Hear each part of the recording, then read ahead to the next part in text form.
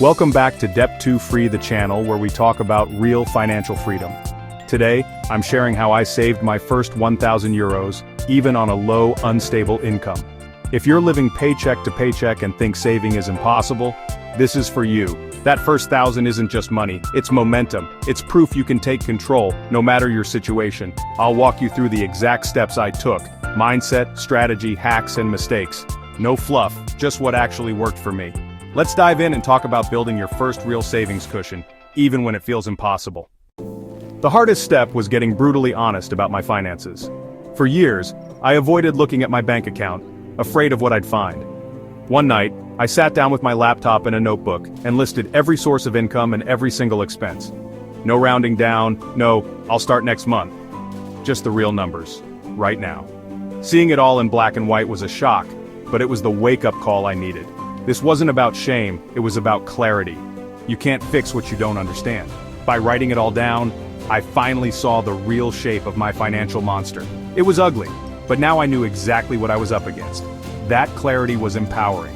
If you do nothing else, do this. Face your numbers. It's the foundation for everything else. Without it, you're just guessing. Take that first step from fear to information. Know your starting line before you chase the finish line. This is where real change begins.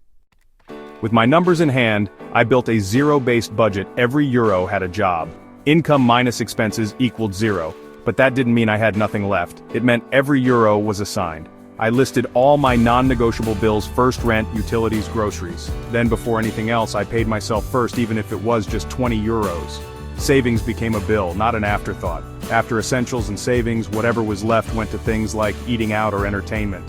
When I added it all up, every euro was accounted for. This method killed the "where did my money go" feeling. I was finally in control, not just restricting myself, but being intentional. I wasn't a passenger anymore, I was driving. That small savings line was my first real step forward. It wasn't about the amount, but about building the habit. Every euro had a purpose, and that changed everything. Control replaced confusion. That's how I started moving toward my goal. To protect my savings from myself, I opened a separate account at a different bank. If my savings sat in my main account, I'd spend it. I wanted friction. An extra login, a delay on transfers. That little inconvenience made a big difference. I set up an automatic transfer for my savings right after payday. No thinking, no forgetting, no temptation. Consistency mattered more than the amount. Even 20 euros a month, automatically moved, started to add up. Watching that separate balance grow was motivating. It became my freedom fund. Real money, just for me and my future. The goal felt tangible. It wasn't just a line on a spreadsheet anymore. That separation made all the difference. With my budget and savings set, I needed to find more money to save. My income wasn't going up, so I tracked every euro I spent for 30 days. Every coffee, every snack, every forgotten subscription written down. At the end of the month, I categorized everything and saw the leaks. It wasn't big purchases, but small, frequent ones draining my account. That daily coffee, over 70 euros a month, lunches out, more than 100. This wasn't about guilt, it was about data. I didn't cut everything, just the things that brought the least value. Making coffee at home, packing lunches, simple swaps. I found an extra 150 euros a month without major sacrifice. I plugged the leaks and redirected that money straight into savings. This was the real accelerator. Most of us don't need to earn more. We need to be more efficient with what we have. Small leaks add up fast. Plug them, and watch your savings grow. To stick to my new spending limits, I went old school cash envelopes. After bills and savings, I withdrew the exact cash for groceries, eating out, and entertainment. Each category got its own envelope. When the cash was gone, spending was done. No dipping into other envelopes, no cards. Paying with cash made every purchase feel real. It forced me to be mindful and creative. No overdraft, no credit, just a hard stop. This system built discipline and made my budget real. Money became tangible, not just numbers on a screen. It was the perfect tool to enforce my plan. Cash envelopes turned my budget into daily action. Saving 1,000 euros from zero felt impossible, so I broke it into micro goals. My first target was just 100 euros. Hitting that felt like a real win, so I celebrated with a small reward, a nice dinner at home. Then I aimed for 250, 500, 750. Each milestone gave me a boost of motivation. Progress led to celebration, which led to more progress. Micro goals turned a marathon into a series of sprints. Each finish line fueled me for the next. If you're overwhelmed, start with a small goal. Celebrate every win. Then set the next target. That's how you build momentum.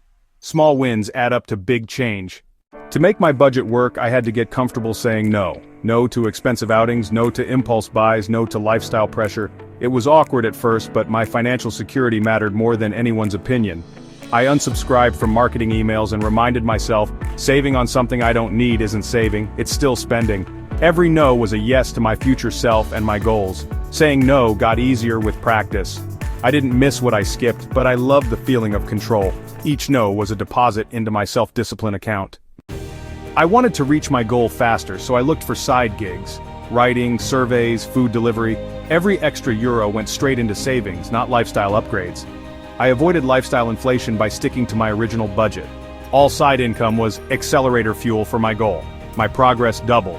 You don't have to choose between being frugal and earning more. Do both, even for a short time, and your savings will skyrocket. The key: don't let extra income become extra spending. Keep your lifestyle steady and let your savings grow. That's how you supercharge your progress. To stay motivated, I made my progress visual. I drew a giant thermometer on poster board marking each milestone. Every month I colored in more as my savings grew. Seeing that red bar rise was incredibly satisfying. On tough days, that chart kept me focused. Make your progress tangible. Use a chart, a jar, whatever works. Gamify your savings and turn it into a challenge. Visual reminders keep you moving forward. 7 months later, I hit my goal, 1,012 euros and 34 cents. It wasn't about the money, it was about what it represented. Proof I could set a goal and achieve it. Hundreds of small, good decisions added up. The anxiety around money was replaced by confidence. That 1,000 euros became my emergency fund, my foundation. I didn't spend it. I set a new, bigger goal, 3 months of expenses. Saving felt possible, even inevitable. The habits I built made all the difference. That first 1,000 was the catalyst for everything. It changed my relationship with money. Financial freedom became a journey, not a dream, and I kept going. That's my playbook for saving my first 1,000 euros. No matter your situation, you can do this too. It's not about being perfect, it's about being persistent. Start small, be consistent, make it visual, and say no to what doesn't matter. When you hit your first 1,000, celebrate. It's a real win. This is Debt 2 Free. Subscribe if you're ready to build something real. Let's go. Let's get free.